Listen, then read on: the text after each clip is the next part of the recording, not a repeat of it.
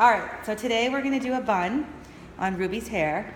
And as you can see, her hair is very long and very fine, and she has lots of breakage and wispies, which a lot of the little kids have. So this will be really helpful for all of you that have little ones. I have very cheap gel and very cheap hairspray. I have a hairnet that is the color of her hair, a hair tie similar to color of her hair, and bobby pins as well. I ran out, so I have some black ones in case we need them. And then I have a comb, and that's it. I'm gonna start with dry hair today. If you have wet hair, which it makes it easier. So I'm just gonna start to comb it back. And Ruby, you're gonna scoot forward on the chair a little bit more. And she's all these wispies, and you can kind of see it doesn't really want to comb back, which a lot of their hair doesn't at this age. So I'm going to take some gel into my hands. So I have quite a bit of gel, and then I'm going to put it on her hair. And I'm going to try to grab all of the wispies as I go and kind of work it through her hair. And then from here, Ruby doesn't like gel either, but she's being a really good sport. We bribed her with a donut after. I'm gonna comb it back so that way it all goes in one direction. It makes it sticky, and I can work with it easier. So I'm gonna take it, and also underneath, because we have I'm gonna use my hands, which have a little bit of gel on them, to start to bring it to a ponytail. Take my ponytail holder, and I keep, because there's so much fine hair and so many wispies, I keep pulling it back and then make my ponytail. As you can see, it's sort of in line with her ears, so it's not too high and not too low. There's really not an exact science for that. And so now I have her ponytail. So again, you can see pieces are falling out.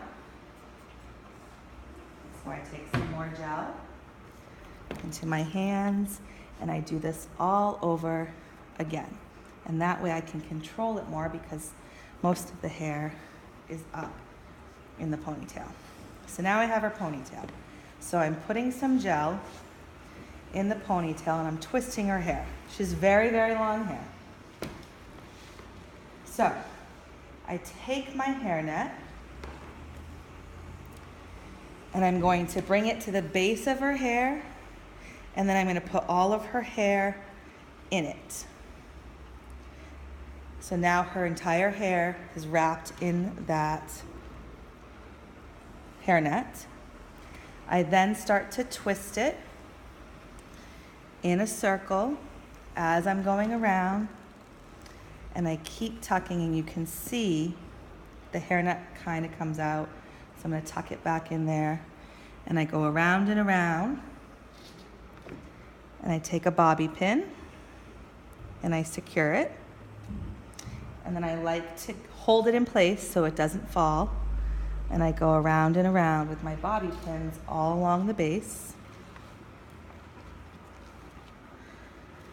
and I'm trying to catch the hairnet too, which will also help with the wispies in the ponytail.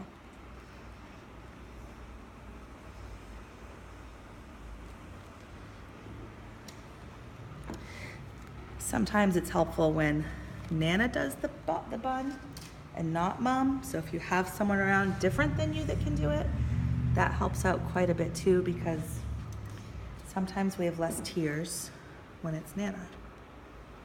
So because Ruby has a lot of hair, it's a really high bun, and that's okay because it's up there. So sometimes if it gets too high, I try to tame it down and pin it down a little bit. But again, that's totally okay. Then I take my hairspray. I'm just gonna close her eyes and cover her face. And I spray it close to her head, because then I'm gonna use it like a glue, and I'm gonna make all of her hair. And then once it dries, you are ready to go. You can bring the comb through one more time if you want to.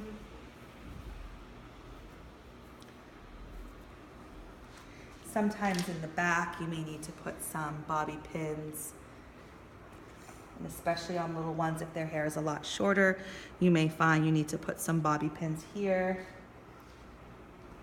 and especially up here, and that's totally okay. And voila, we're ready for picture day, dress rehearsal, and recital. Let us know if you have any questions.